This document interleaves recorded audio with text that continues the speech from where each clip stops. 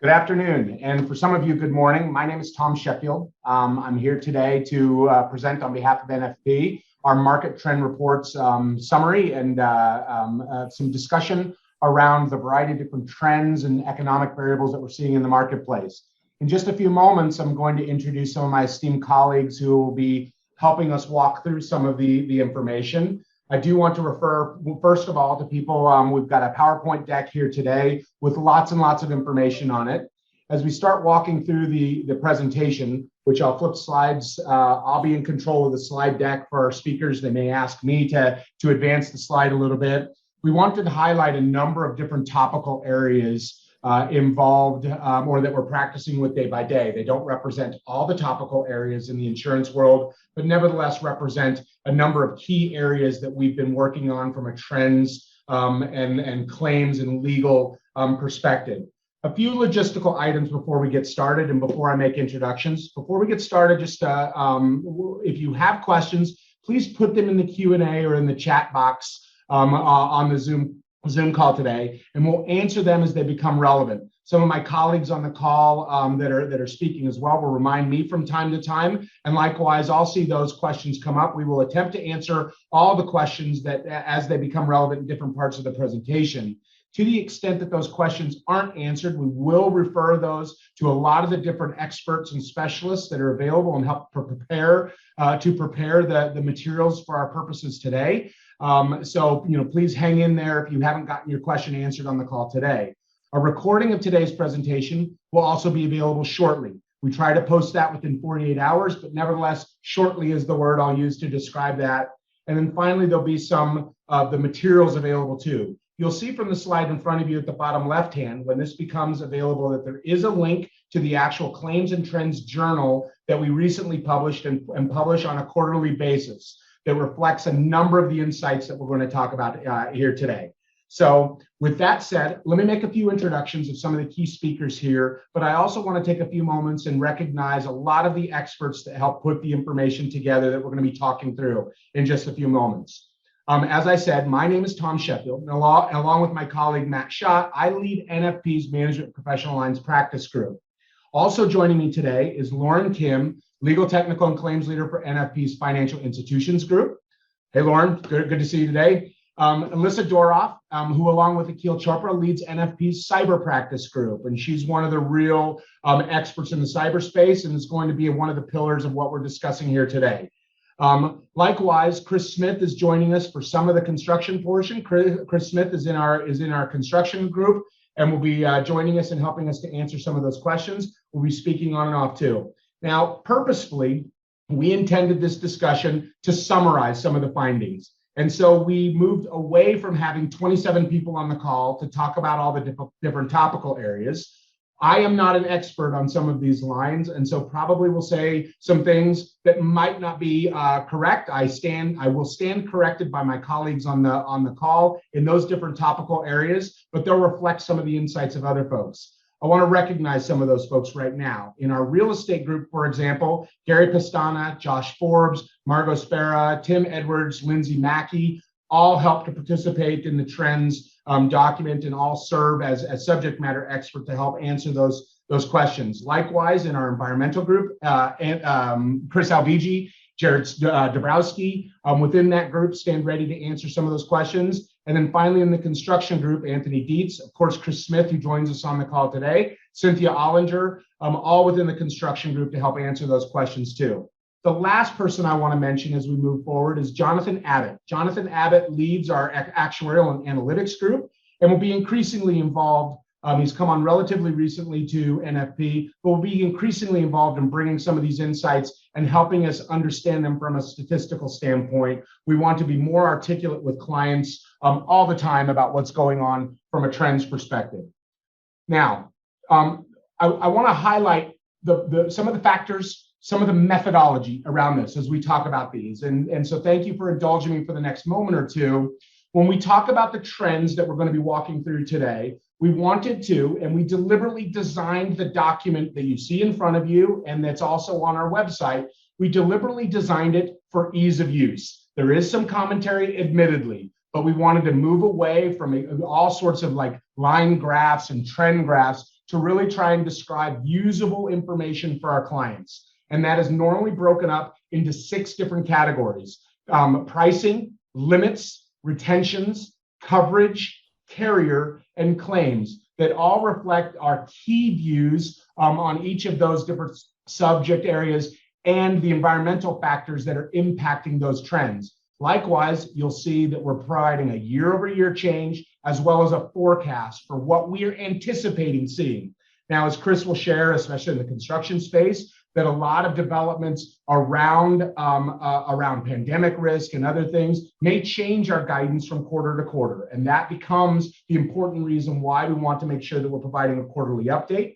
Our hope is today to describe some of those factors to give both clients and colleagues the opportunity to really sort of investigate that themselves and learn more, but also to ask those questions. Now, to begin with the construction space, and I'll ask Chris Smith to support in some of the comments that I'll make, and certainly correct me where I've gotten it wrong, but I want to make sure that we're summarizing a few things. There are 5 slides in this subject group. Not going to drain them all. I'm just going to talk generally about them and give the opportunity for questions, and also give an opportunity for Chris to talk about. And then also we'll shift to one particular topic that is presenting a significant amount of risk in this area. The key 5 slides are for primary, excess, builder's risk, wrap-ups, and professional liability, all of which are critical coverage features, critical coverage products that Chris and the construction team work day by day. Generally speaking, across all of these businesses, we're seeing increasing rates across the board.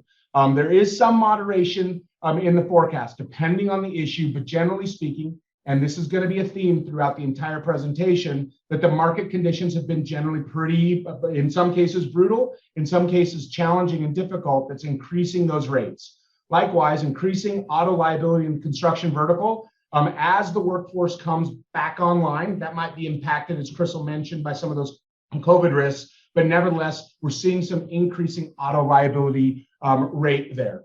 Retention levels, and again, a recurring theme, retention levels are increasing and impacting balance sheet exposure for our clients. So clients can probably anticipate carriers coming back with quotations or terms that include increased retention levels that's likely going to change that risk profile for them. Likewise, excess carriers are being more selective about the other insurers that they're willing to follow. It's taking double the time to place this coverage, twice as many carriers involved in the discussion, and so a lot more involved. And I think one of the cautionary tales we would share with clients is make sure that we're spending the requisite time to prepare for the renewal cycle, to prepare for those moments to get us in the market faster. We have a number of different professionals that can help give guidance on that timeline, but more time helps. Likewise, Tom, if you don't mind, can I add 2 seconds on that? Sure, you bet. I didn't want to lose sight of this point. Even compared to 16 to 20 months ago, the time frame has completely changed. So whether it be a project-specific coverage, whether it be a renewal, anything that you've enjoyed for years, that process has been completely turned upside down. And for your client's benefit, for your own benefit, definitely take the time. In some way, I've been telling people is there's never too early of a time to start this process. It only helps the additional efforts put in place to talk about your program will make a difference. This past year in 2020, I'd say was probably the hardest market that I've seen in 30 years. I think there was a lot of hope that things would abate a little bit. And I'd say, there's been a bit of leveling off. However, with the Delta back as strong as it is, I think there is definitely an area of unseen in the construction industry, particularly both from general contractors as well as trades, as to the hope of really making it through the next 12 to 24 months. There was a lot of hope that things would really kick in, and you're hearing more discussion now from contractors just talking about the need to get business done. And again, just make sure everybody plans enough time. Gotcha. Thanks for that, Chris. So one thing that was notable in some of the insights delivered by our colleagues in the construction space when we're doing these trends, and frankly, another recurring theme is the impact of climate change and how insurers are looking at the severity of risk, especially sort of the fire risk, the severe weather or catastrophic loss risk occasioned by severe weather. All of those have been impacting this line, but other lines too. Don't know, Chris, if you have some follow-ups on that, but certainly a lot of catastrophic climate change driven risk is impacting the book too. Yeah, you saw that more on the property side, and it was before even this past 12 to 15 months, but now it's even more of a topic of discussion. You're seeing on that side, the bigger piece that's being talked about nowadays is fire risk. And now when you're a developer and you're looking at putting your project up, you're getting the question from underwriters, not so much floodplain, but now it's fireplain. And essentially, they're evaluating that risk and understanding, in some cases, needing to increase their rates substantially or just not even giving up coverage. That's the biggest one that we've seen, of late is the fire exposure. Gotcha. Another topical area, and I'll ask Alyssa Doroff to comment on this. I know that we've had a number of conversations with clients more recently about cyber-related risk. And again, this is a macro theme across all of these different trends. Almost every line is impacted to some degree or another by a profoundly different cyber world than we've experienced even in the last 4 to 5 years. I won't say any more about that other than to hand it over to Alyssa Doroff, one of our recognized experts in the cyberspace. Alyssa, can you talk a little bit about how cyber is particularly impacting the construction vertical and how we should be thinking about that? Yeah, thanks so much, Tom. It's really interesting.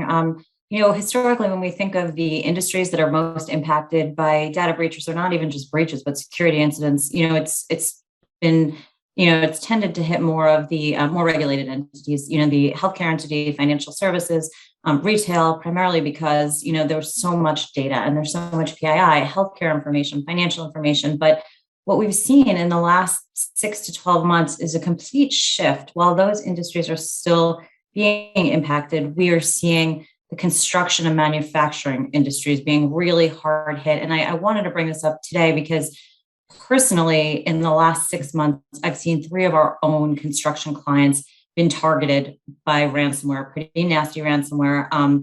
These are not small companies. We had one that was approximately 100 million in revenue, and one as large as 400 million in revenue, and one somewhere in between. All 3 affected differently, but all completely debilitated at the onset. The 2 of the 3 did have to pay the ransomware.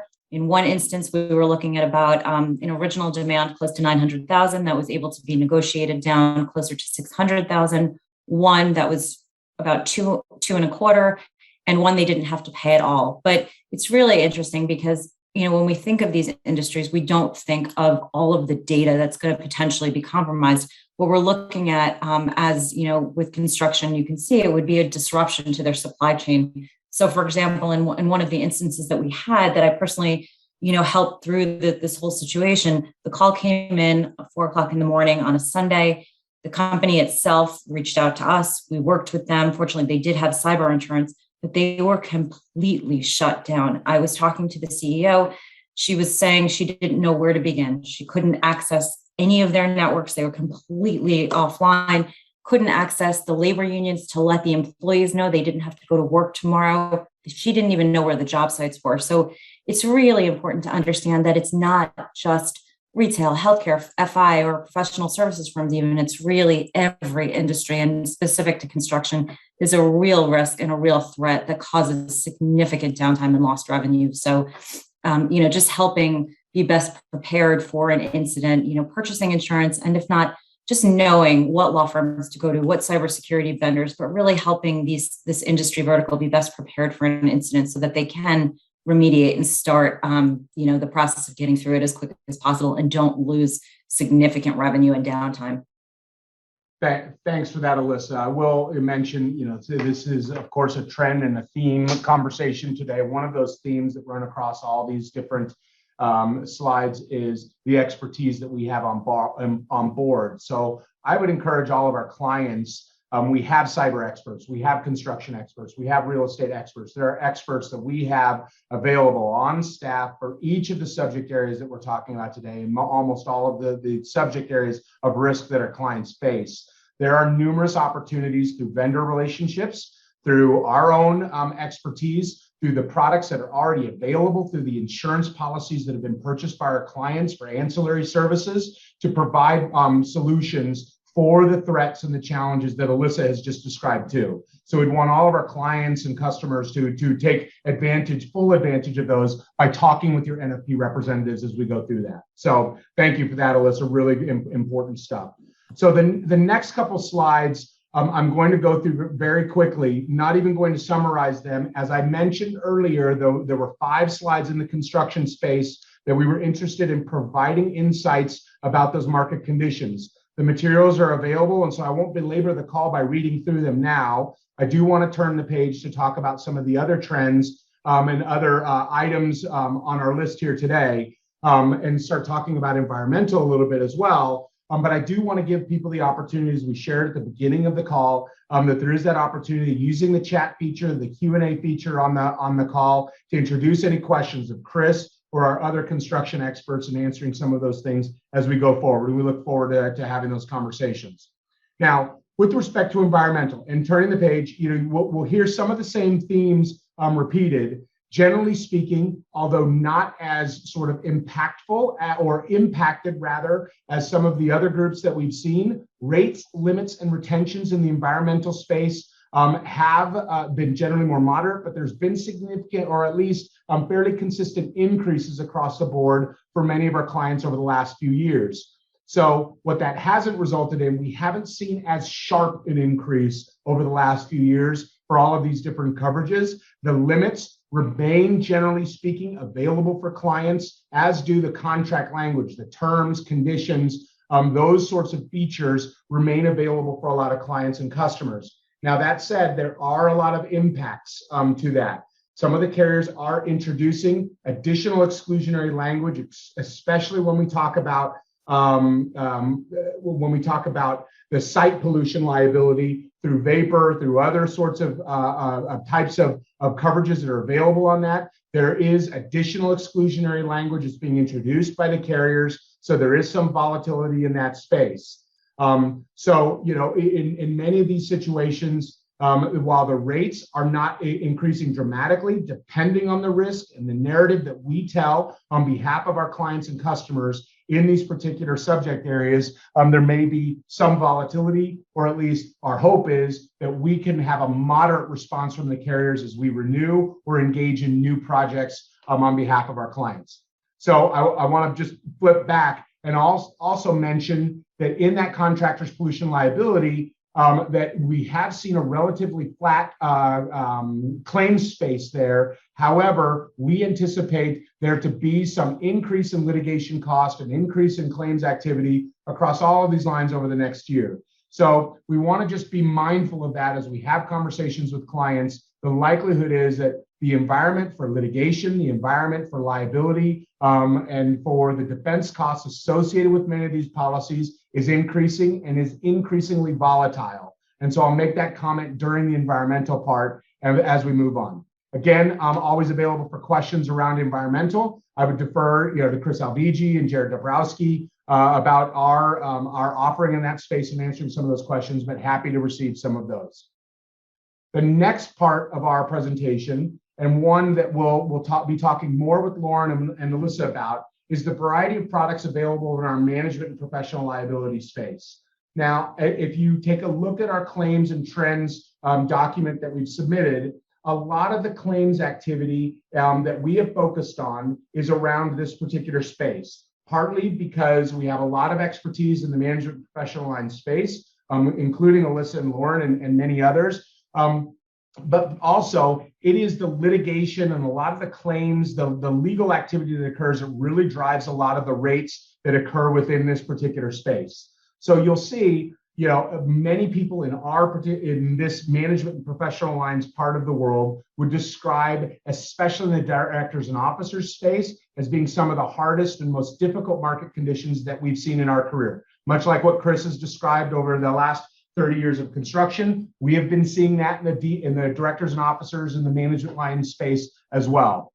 We have a few different slides here to describe public company, private company, and not-for-profit D&O, and then we'll talk about employment practices in just a moment. In all of these spaces, significant annual increases we're seeing, and our forecast is for that to continue. We have seen some moderation of those rates. I'm starting to feel like a weatherman here, but we have seen some moderation in some of the rates and some of the movement by the carriers, partly driven by additional capital and additional capacity coming into the market that normally has, because it's supply side economics, it normally has an easing effect on rates. More supply coming from more carriers oftentimes allows us to obtain better contractual provisions, better rates in the marketplace on behalf of clients. But it's fleeting, and we have to get that story in front of those underwriters. So just as we said it in the construction space with Chris, I'll say it again here, time matters. Being able to have adequate time with adequate information to go to the carriers helps enormously in the ability to place that risk appropriately. So in two particular spaces that I want to mention before we go into some of the other lines is I want to mention SPAC litigation. Now, special purpose acquisition companies or SPACs have been an increasingly favorite tool or increasingly popular tool for companies to enter into the public company space. There are rules and limitations, and we are seeing increases in litigation that is making that market more difficult. With Andrew Pendergrass and some of our other colleagues in our private equity space, we have some of the best expertise in the world that offer that, but get out in front of that, anyone who's involved in SPACs. Additionally, I did want to make a particular note about fiduciary liability, which is the liability associated with the management of pension plans. Excessive fee litigation is a very hot topic in that area for two main reasons. One, a number of the insurers have sustained significant losses over the last several years and are starting to write more and more about their experience in that particular space. But secondly, the US Supreme Court has just agreed to take up a case called Hughes versus Northwestern University to start talking about what fees are appropriate to be charging to pension benefit plans. And that is seen as one of the real cases that's going to help chart territory in this, depending on how it comes out, may have some significant impacts on fiduciary liability. Wanted to make sure that I mentioned that. You'll see, as I mentioned, we do talk about the other sort of not-for-profit private company, and then we talk about employment practices liability. Wanted to turn the microphone over to Lauren Kim to help give some insights, in particular, as she's been examining and looking at a lot of the risks, especially around financial institutions, but how employment practices liability has been evolving. So Lauren, over to you. Can you give some insights on employment practices liability? Yeah, sure.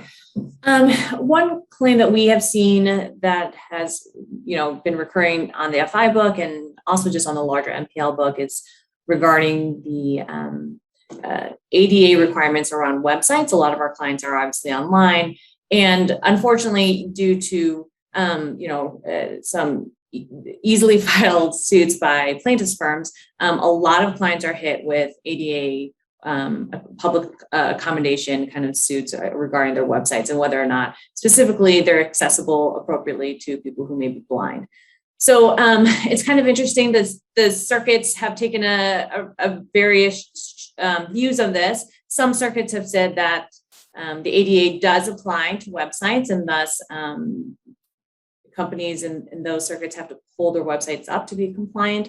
Otherwise, they face, multiple lawsuits over and over again until they do get their websites to be compliant. And so we see a lot of those claims come in because if unfortunately your website is not compliant, it's very easy to get suits from, 1, 2, 3, 20 plaintiffs regarding the accessibility of the website. Other circuits have taken a different view of that and said that the ADA only is applicable to places of public accommodation in terms of physical places that have kind of differentiated between websites and physical locations. So the 11th Circuit recently came out, waded into the debate a little bit and held that websites are not subject to the accessibility requirements, which, they join the Third and Ninth Circuit in that way, while the First and Seventh Circuit have rolled the other way. So we're kind of seeing a circuit split. I do anticipate that eventually, we'll need to see some sort of resolution to this, just because we've seen on our book many claims that have come in, and they're a little bit of a nuisance value. And until clients pull up their websites to make them compliant, they are just kind of settling these out on a nuisance value, which can be, quite frustrating, obviously, as people are working to get those up. More importantly, on EPL, obviously, an issue that's very hot in the news right now, and that's very important to our clients, and we hear a lot about it, are some of the return to work issues around COVID. I mean, obviously, it's all very much a developing situation with now the new Delta variant. But, a lot of clients have questions about what is legally permissible with COVID-19 and return to work. What can you mandate in terms of coming back to work? Even what can you mandate in terms of vaccines? PPE, those kind of issues. And obviously this is quickly developing. I mean, nobody thought this was going to even be a thing, 2 years ago. What was, a face mask 2 years ago? What was, some of these vaccine issues were unheard of, but obviously they're front and center now. And so the EEOC in May, late May, came out and said that federal EEO laws do not prevent an employer from mandating vaccines for their employees. So, the EEOC has said that under federal law. Of course, states are free to kind of try and do what they want. So we have seen 20 states that have come out and said that businesses under their states cannot mandate, that employers cannot mandate that employees show their vaccination status. So we see a real push and pull right now between what's being federally allowed and what's, not being allowed by these states. There's 20 states, some have passed them the governors have passed executive orders. 11 of the 20 of those states have done that via executive order, but 9 of the states have done it congressionally through their, legislature. And so it's going to be a real kind of interesting time to see how this kind of plays out, obviously. There have been lots of lawsuits, unsurprisingly, filed regarding this. We saw recently that Indiana University, some students at Indiana University here in the Seventh Circuit, filed saying that the vaccination requirements to return to IU were, unconstitutional.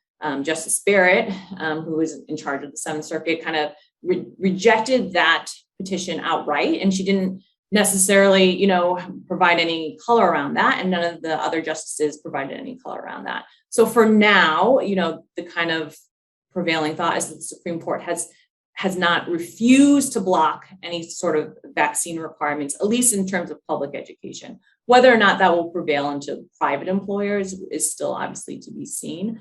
This is obviously a very hot topic. I will say a lot of financial institutions, especially in New York and, on Wall Street, have kind of are really pushing the edge and pushing the envelope a little bit in terms of mandating that if you want to come back to the office, you have to be vaccinated, mandating that employees be vaccinated, period. And so we'll see how that plays out, obviously, in the coming months. It's very hot, but we'll see how that plays out with, whether or not employees are going to be filing suit regarding that. These mandated vaccination policies, still to be determined, but obviously it's going to be very, very hot, this quarter, next quarter, into 2022. Gotcha. Thank you for that, Lauren. So a couple comments that I wanted to make sure that we're tying to as well, and that is a significant portion of NFP's expert base is within the benefit space and working with clients on a number of different benefits, how they operate their businesses, in addition to what we would refer to as the property or casualty insurances as well.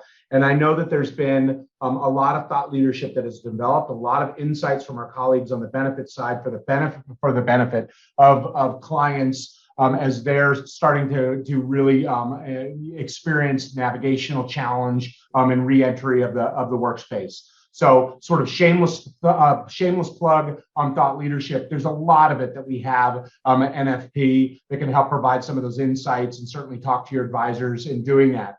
I did want to ask one other question, Lauren, because I know it has, at least in the conversations I've had with clients, about BIPA and about biometric information and how those sorts of bits, and I'd ask Alyssa to comment on it too. I also know that it's a significant sort of space that appears in the employment practices liability space, as well as the technology and the cyberspace too.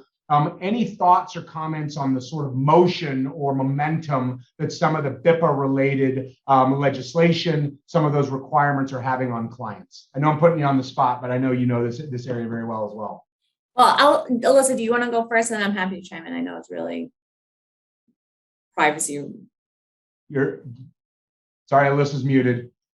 Nope, I should have stayed muted. No, Lauren, you can take the lead on that. I'll chime in. Yeah, sure. I mean, obviously, BIPA is the Biometric Privacy Act here in Illinois. I'm sitting in beautiful Chicago right now. But, BIPA has seen some real teeth recently.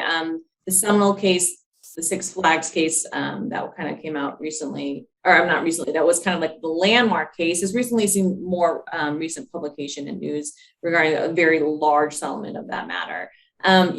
We are seeing it in terms of, recently we've seen around insurance companies are starting to tout their products in terms of, recently one company said publicly that they were uploading claims video. If you had a claim, you uploaded a claims video to say, this is what happened and when my car got hit, whatever. And the insurance company was using technology to kind of detect if there was fraud in that video. Issue, of course, is then that they're scanning faces and they're using technology. And the question is, how are they storing that? And so it's been a real push and pull, obviously, with like the way that technology is advancing and the way that companies are trying to utilize technology and kind of push their boundaries in terms of how they're utilizing technology, but they have to be very careful in terms of how they're storing that technology and what they're doing with it, because BIPA is we could do a whole webinar on BIPA. I'm sure Alyssa could tomorrow, but the penalties of BIPA are so severe. And recently we've seen more case law come out saying that, the federal case law is out there just, supporting BIPA just as much as the state. Initially, it was kind of just viewed as kind of like a state issue, and that you would see a lot of filings in Illinois state court about it. But now, federal court has come out and found standing for BIPA for, in federal cases as well. I made it much easier to file in federal cases, which obviously, litigation is going to be much more protracted, much harder to win in federal court. So that's, a real concern for companies as well. Yeah, and I'll just comment. It's interesting because, BIPA, biometric information, it wasn't historically thought of as PII or personally identifiable information. So it didn't really come within the purview of a cyber policy. And I think when we saw the regulations come out of the EU with respect to GDPR and the California Consumer Privacy Act, which all take into account biometric information and that information potentially being compromised, that's where there's the overlap with a cyber policy and where you might see potential coverage for a cyber policy. The rub there is that the majority of cyber policies in the universe, cyber insurance policies, have an unauthorized collection exclusion. And so what we've seen is that wording of that specific exclusion will kick out coverage for BIPA unless it says intentional collection or it's not on the policy. So a little bit of a specificity there, but it is important to know that. And one other thing that we are seeing is BIPA has been around for a long time, as Lauren said, in Illinois. It is an Illinois specific state statute that came out about 8 years ago. And just over the last couple of years, plaintiffs' bar has discovered this is, yet another, potential big money maker. So I think that there's, I believe the number is just over approximately 500 active lawsuits right now. But even though BIPA itself is Illinois specific, there are more and more copycat state statutes that are coming out. So we can't just think of this as, biometric information that might be captured on Illinois residents. It's also important because almost every state I believe there's a handful that currently have them. And forgive me, I don't know off the top of my head, but more and more that are coming out with these copycat statutes that have really onerous fines and penalties for, potential capture, misuse, and failure to disclose what you're doing with that biometric information that you're holding. So, for any entity out there, really important that, as Lauren said, you're very clear on what your policies are with respect to the capture and the disclosure of that information. Yeah, I mean, just to add on quickly to what Alyssa said, the Six Flags settlement was, over $35 million. And that's for like your finger scan to like go ride some roller coasters. I'm expecting to get my payday on that because I went to that Six Flags during the time period. But, 35 million, in excess of $36 million, we're talking real numbers that are for, policies that just need to be a little bit, potentially just need to be clearer or just be brought up to date. So it's not necessarily a hard fix, but the penalties are really quite outsized. Yep. So thanks guys for that on biometric stuff. I did, we have another section that we're going to go to in just a minute, but I'm reminded of a particular topic that we need to address before we do that. The next section, we're going to be talking about real estate and the risks and trends in the real estate space. But I do want to go back to just a few slides to talk about a topic I think that spans, like most of these topics, it span a lot of these different subject areas, and that is environmental, social, and governance issues. And I bring it up in the public company D&O space for two different reasons. One is because it has having a particular impact in how companies govern themselves. Obviously, that last word, governance, but it's designed to reflect a number of different social changes that are both occurring in the world and then likewise being really drawn into a number of different companies, acts, and legislation throughout the world. And so I want to spend a few moments, Lauren, I know this is a subject matter that you've been particularly involved in too. I want to spend a few moments talking about the impact of ESG in the boardroom. One thing that I did want to mention as well, I think it's engine number one in the case at the Exxon annual shareholders meeting, where a significant influence of one shareholder or one stakeholder group, if you will, had a significant impact on that. So don't know if you want to draw in that particular example. Yeah. I think it's really interesting. But nevertheless, can you talk about the impact of ESG in the boardroom, how it might be impacting a lot of the different lines of insurance that we're talking about here? Yeah, definitely. I mean, obviously ESG is, kind of one of the very hottest trends of 2021. I think, your engine number one example is probably kind of, one of the landmark examples people are going to look back at in terms of when they kind of saw that the environmental portion of ESG really came to the forefront. Just give a little bit of background. Engine number one is like a small hedge fund that had a very small portion invested in Exxon. And so they had a 0.02% stake in Exxon, which would amounted to $50 million of a $250 billion company. And so very small. And usually you would kind of expect shareholders with that small of a stake not to have the kind of impact that engine number one has had. And what has that impact been is that they unseated 3 Exxon board members and put up a slate of 4 board members, and they were able to elect 3 but admittedly climate activist kind of board members onto the Exxon Mobil board of 12. They now control 3. And so that's a very significant portion. And the way that they ran their slate is to, point blank, they said that they wanted to be more serious about thinking about climate change, and that investors of Exxon cared about climate change and wanted to steer the company in a way that it had not been historically. So they got some, backing from BlackRock and some other very large funds to support them in unseating kind of these very long tenured shareholders. This was, the CEO of Exxon strongly opposed the slate and came out saying that he opposed the slate. And, they still won 3 of the 4 seats that they had put up. This is just an example of kind of how the E and the environmental of ESG has really come into the forefront this year. President Biden, on his first day executive orders, made climate change one of his 4 priorities. And we've seen that trickle down. We've seen it trickle down, like, in these hedge funds and these activist funds really taking a hard look, not just, in companies that they have a large stake in, but kind of all of these kind of companies, Exxon's, big gas, big oil, those kind of companies. But also, we've also seen in the way investors are responding to the markets. There have been record amounts of funds flowing into climate-related funds and bonds. Commitments regarding sustainable and clean energy projects are very important. We're seeing the bond market is projected to grow around 120 billion to 150 billion. These were not necessarily even things that were being considered a few years ago, and now suddenly are right there, with everybody at the forefront. So that's obviously very important. So it's not, it's investors, and that's important, but it's also regulatory concerns. The SEC has come out and said that climate is going to be one of their most important areas of focus for 2021. And this is obviously a shift from the way the SEC has been operating in the prior administration, and now suddenly climate and ESG considerations are at the very top of their framework. They've started a climate and ESG task force.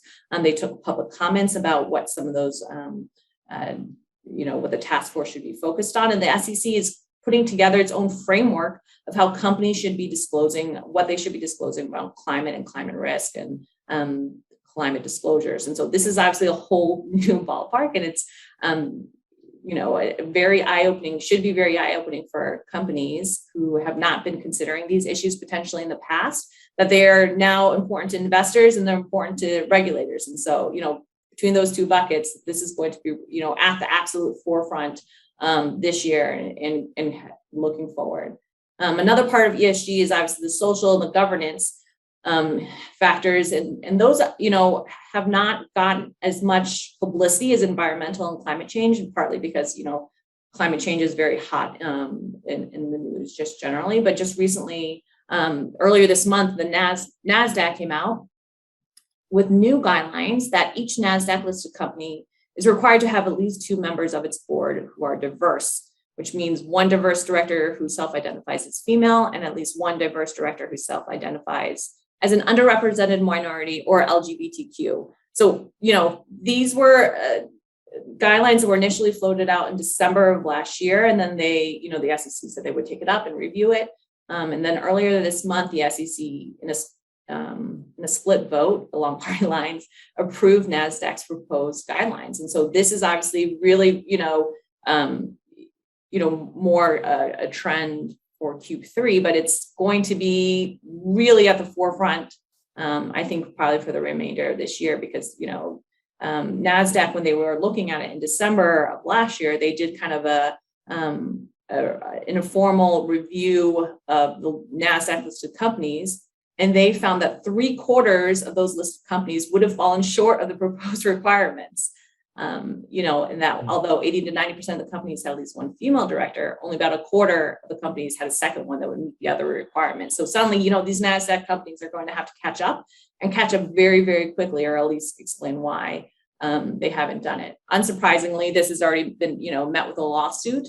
A nonprofit group did file a petition against these new NASDAQ listed rules, and there's already been some blowback regarding, whether this is an appropriate step for NASDAQ and the SEC to approve, or if this is stepping too far and, pushing the boundaries too far of what these governing bodies are supposed to be doing. But this is obviously something that we'll be watching very closely. It's very, very important, but it also just kind of shows where the trends are coming in terms of ESG and how these are being pushed to the forefront. It's not just about financial performance and financial metrics anymore.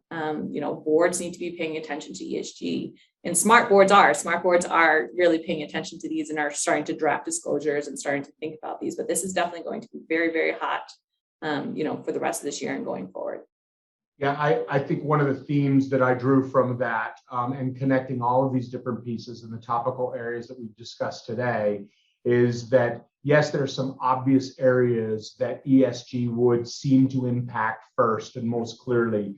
The issue of environmental risk, and our colleagues in the environmental space probably know a lot about, the impact that is occurring as a result of effectively the ESG movement itself. And then, of course, in the directors and officers space, where there's specific call out on boards to make those changes on behalf of companies. I guess the cautionary tale for everyone else, for the many other lines that we're working with, is that the impacts of governance around environmental, social, and governance, that entire theme of requiring companies to manage themselves more socially responsibly and more responsible as regards the environment, are likely to have impacts on virtually every single line of insurance that we work with. And so being ahead of that, getting ahead of that, making sure that we're embracing that and sort of how we think about pricing, how we think about structuring of programs is one that we want to be paying a lot of attention to. So thank you for that, Lauren, really appreciate it. The last area, and I do want to leave a little bit of space open for some of the questions that we might be getting, or at least some commentary around that, is to talk a little bit about real estate. So we have I mentioned at the inception of our call, Gary Pastana and our real estate group spend a lot of time on this as a particular industry vertical, and I wanted to make some generalized comments on the space itself. Again, you're going to see that this is following, in most respects, or in many respects, some of the themes from some of the other slides that we've shown. Now, again, we've separated real estate into a number of different constituent parts, reflecting, our real estate practice group is about focusing on an industry, and that industry may have a variety of different risks that they deal with. Auto liability being one of them, where those the limits and retentions all sort of debunk the trend that we've seen in some of the other slides, are remaining relatively moderate. However, there are some pricing increases for some clients in some different geographic areas and some different types that we want to sort of bear in mind. And likewise, sadly, the trend that you see in auto liability here about sort of having a moderating force and limits and retentions does not reflect to the other lines too. As I go to the other slides in just a moment, we are seeing more restrictive terms in a lot of the other coverages that we're seeing in the GL space, additionally as you see, in workers' compensation, and then in umbrella liability, all sort of dealing with a variety of different challenges associated with these same market forces. A tightening of market, a tightening of the capacity available in those different markets, and a changeover as a result of those markets trying to manage their exposure. Of particular note, and as a theme that I saw in looking at the real estate documents, was the theme about the standard limit offering and the difference between that and some of the excess offerings that are occurring in that same space. The standard limit offering, if you see on row 2 in the general liability of 1 million, 2 million, and 2 million, while that not changing, the umbrella wanting to get to 2 and 4 and 4 million attachment points. What that's presenting for our clients is a gap. And that gap that exists between the primary and the typical coverages that we're adding and the umbrella coverage that is meant to provide that is creating a need to modulate the risk associated with that gap, that potential gap between those two. And so whether that be through the utilization of captives, the utilization of different risk management techniques, it's one that we need time to be able to work that through with clients. And so like the other lines, we would suggest that we build adequate time into the renewal structure so that we can accommodate that, but an overall recognition that the terms and conditions in that real estate space, indeed in a lot of the spaces that we're talking about, sort of is becoming more difficult or challenging in the environment. So again, wanted to sort of bring all of this full circle and open it up for the possibility of any questions that are appearing in the QA or in the chat session. I think we've had a few here and there that we're happy to respond to topically. I want to give our presenters in just a moment some opportunity to sort of express some final thoughts about their different subject area, but wanted to start sort of generally talking through or summarizing some of our presentation here today.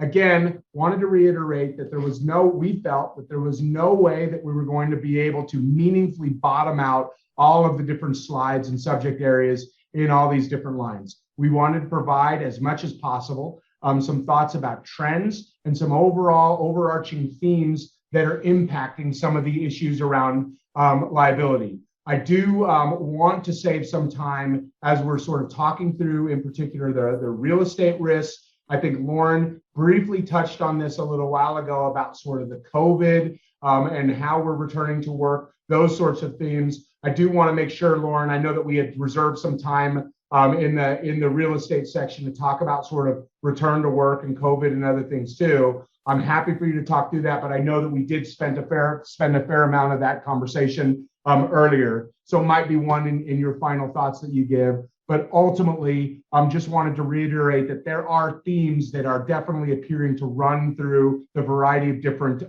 group challenges.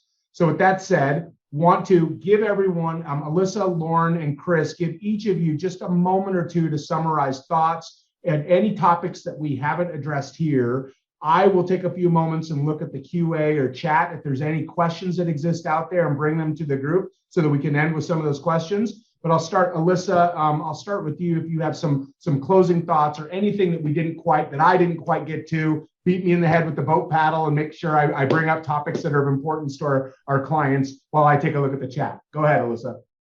Thanks. So I don't think I have much better news in terms of what we're seeing in, the cyber market as far as pricing, limits, retention. Overall, it is a very hard market. We are doing the best that we can to help our clients and every company be as best prepared as they can be for the increasing scrutiny that the underwriters are asking for. Ransomware supplemental applications, really just helping, companies be as, like I said, as best prepared so they can procure terms. Pricing is, the highest it's been in a really long time. And it's obviously due to the extreme number of losses that we've seen specifically around ransomware. So while there, you only see kind of the cases that make the news that, and those are more on the severity, there's just a ton of frequency in the space. And so, that's what's directly impacting the market as it stands. Again, that's, working the best that we can. The good news is there's a lot more entrants in the space, so the coverage is still available. It's just a little more expensive and a little bit more, harder to get than it has been in previous years. Two very quick claim trends or litigation trends I just wanted to mention. We've seen a big swing. Lauren talked earlier about, the different circuits having different opinions, and that's very much what you see around data breach litigation. You see, certain circuits that will say, in order to overcome standing, you have to show actual injury in fact, that your information not just was compromised, but actually that it was misused. And for example, there was a case around a veterans health services provider in 2018, a lot of PII that came out of there. The Second Circuit there said, nope, there's no standing, no case because there was no actual injury in fact. However, one of the largest data breaches that we saw was the Neiman Marcus class action breach, and that was settled recently in a $1.6 million settlement, one of the largest that we've seen, that the court did say, even though there was no proof that that information was actually misused, the mere compromise and threat of substantial risk of harm was sufficient to overcome standing. So again, just important to note that it very much depends on where you are and the litigation is brought in order to really advance your case. The other theme that I wanted to touch on was around privilege. There was a very interesting holding that came out of the Middle District of Pennsylvania recently around Rudders, which was a convenience store, around potential data breach litigation, in which the court held there that the forensic report was not privileged. That's really important. You ideally want to make sure that report is privileged. You don't want that getting out. You don't want that being discoverable. And the reason there is, there's so much information there that's going to impact the litigation. And so it's important to note that it is early on that the company does retain external legal counsel, and that very early on the purpose of that investigation is identified. And it's not just general litigation or general fact-finding expedition on the proactive side.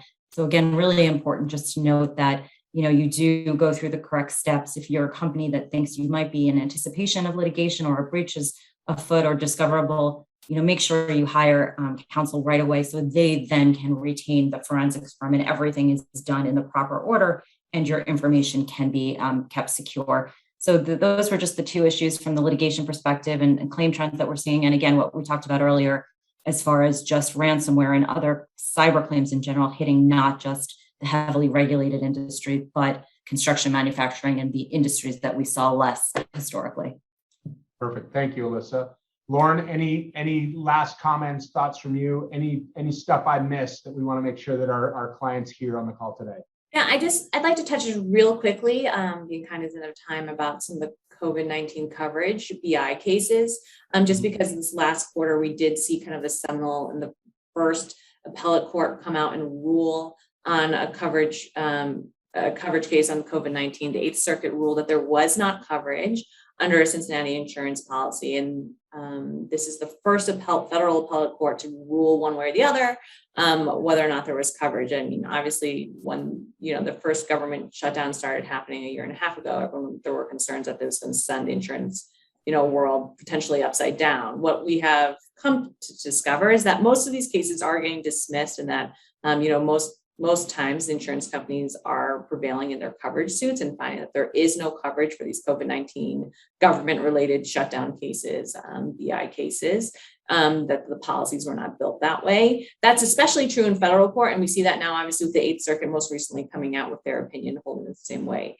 There are multiple other circuits that are either hearing COVID-19 coverage cases or slated to hear them. We anticipate the Ninth Circuit will probably come out with their their decision next. Other appellate courts will follow. So we'll see, if that federal trend continues, if they fall in line with the Eighth Circuit, or other circuits are going to start breaking away. It's a different story in state court, obviously, not surprising potentially. It's about a 50-50 kind of toss up on state filed coverage cases, whether or not insurance companies are winning at the very initial motion to dismiss stage. Most recently, the Ohio Supreme Court took up a coverage BI case, and that will potentially be the first state Supreme Court to kind of rule on, whether or not there's coverage under these policies. So that's something we'll be, closely watching into this next quarter. But that's kind of the lay of the land recently on where these BI cases have fallen. Gotcha. Thank you for that, Lauren. And I know that topical area probably could take its own sort of session as well. I know that we're spending a lot of our thought on sort of thinking through on behalf of clients and helping them sort of understand, what pitfalls are still out there in terms and probably the coverages under the various different business interruption policies, all of those issues, actively talking with clients. So thank you for that. Maybe we'll schedule some more time to talk that through. Chris, wanted to give you an opportunity for any sort of closing thoughts, anything I missed, any comments to our colleagues and clients? Yeah, no, the only thing I would add in, obviously, we talked about the time and talked about the challenges to the construction industry and how that relates up through developers.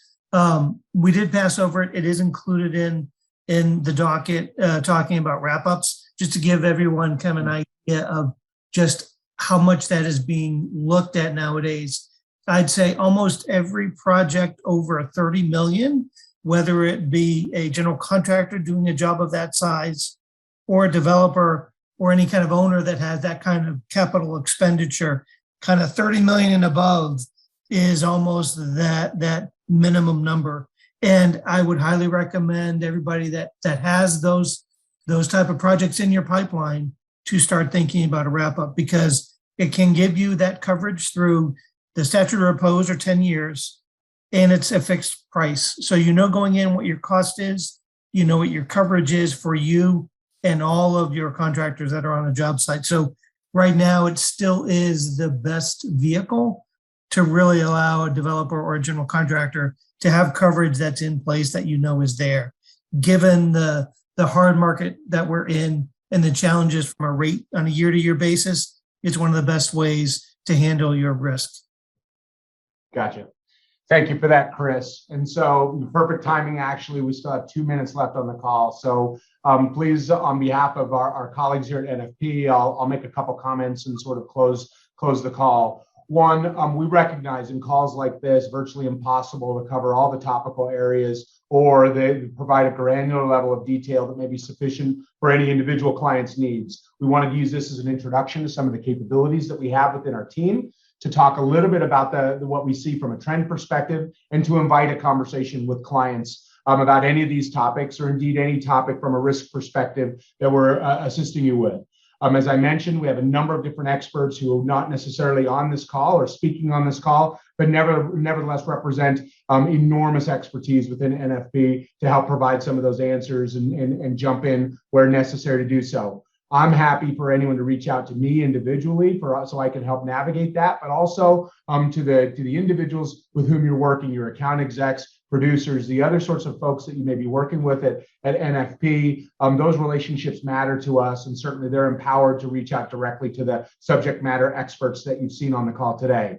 I will raise again that we'll get the documents out. These materials will get out to all of the people who attended the session. And there is a link involved in these or in these materials that lead you directly to some of the claims and trend reports, as well as all the thought leadership that we provide for clients and customers on these particular topical areas. I want to thank everyone and our speakers today for joining me. Lots for us to talk about. We love to get client feedback on both this presentation and the documents themselves. I'm going to always try and make that better. So on behalf of my colleagues here that have joined me on the call and all of our colleagues at NFP, thank you so much for your time today. Wish you well, and we'll talk again soon.